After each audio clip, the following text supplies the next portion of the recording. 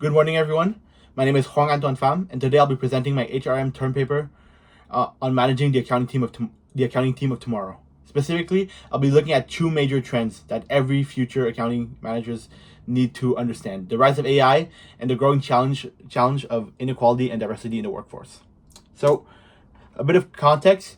This is where I'm headed. Right now, I'm completing my PW Sims program in CEGEP St. Lawrence. It is a business program centered around accounting and management, which I have two planned internships before I graduate in 2028. From there, I'll pursue an MBA at University Laval, focused on accounting, while working part-time at a firm to build real experience.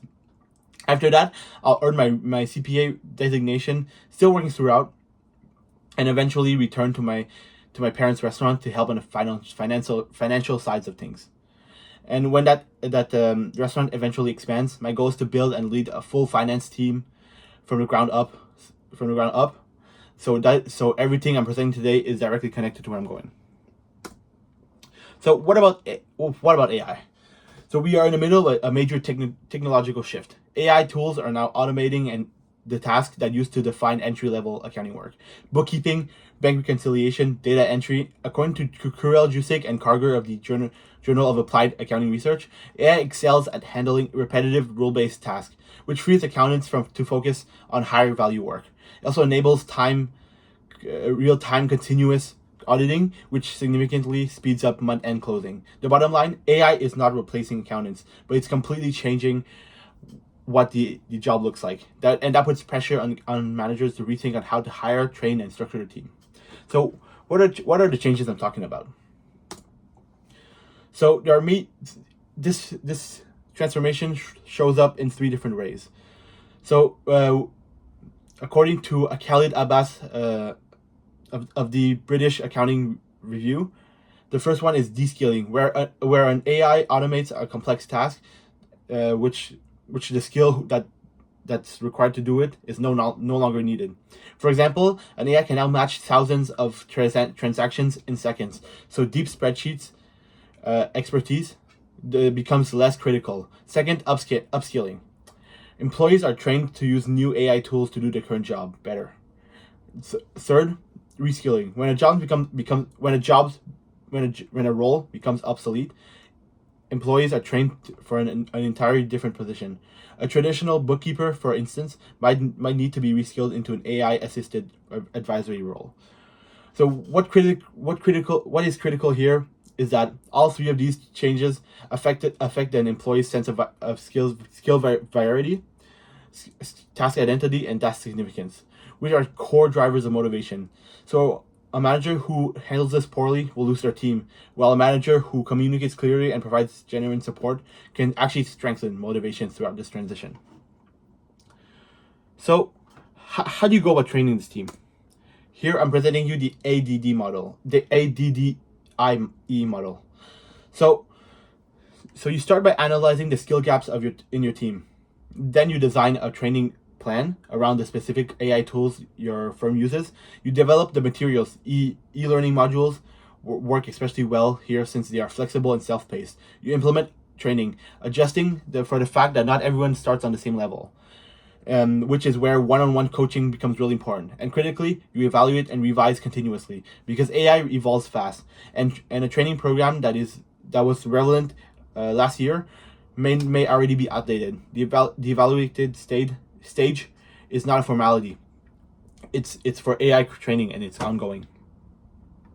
So now to talk about my second trend. My second challenge is the inequality in the workforce. While AI is reshaping the workforce itself is becoming increasingly diverse. Data shows that accounting professionals has a serious representation problem. According to the AICPA, 42% of accounting graduates identify as non-white, yet only 9% of firm partners do. The gap is at the top is dramatic, and it doesn't just reflect history; it reflects ongoing issues built into everyday HR processes. As Ayagmang and colleagues note in the Accounting, Auditing, and Accountability Journal, discrimination is is discrimination in accounting organizations often operate not through overt acts, but through quiet reproduction of inequality in hiring, performance, and reviews. And as AI reshapes job descriptions, the competency requirement of the as an and as AI reshapes job descriptions and competency requirements, these biases can be baked in even deeper if managers aren't deliberately preventing it. So what is one of the solutions possible?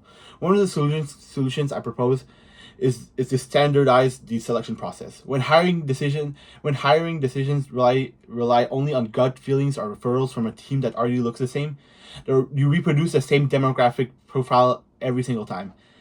Not because anyone intends to discriminate, but because biases and stereotypes operate even when people are acting in good faith. The fix is straightforward.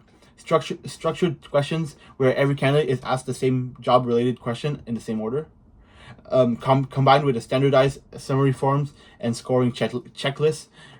The decisions become anchored to documented job relevant evidence rather than impressions.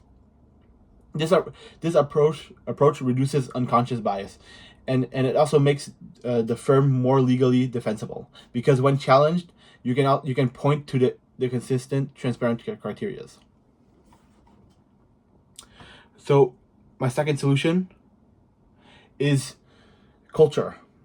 To create a speak up organizational culture. Hiring diverse people is the only first step. If the day-to-day environment tolerates subtle harassment, exclusionary comments, and quiet discrimination, those people will leave. As a manager, you need to embed organizational ethics into actual culture of your team, not just on paper, but enforced in practice.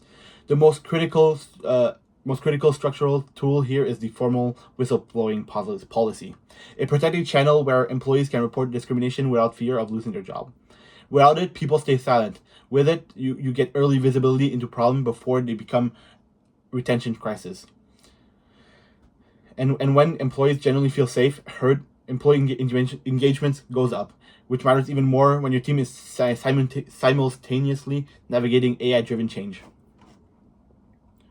So, to conclude, to bring all this together, managing an accounting team in the coming decade requires two things. First, the ability to guide people through the technological disruption, understanding deskilling, upskilling, and reskilling, using tools like the ADDIE model to train effectively.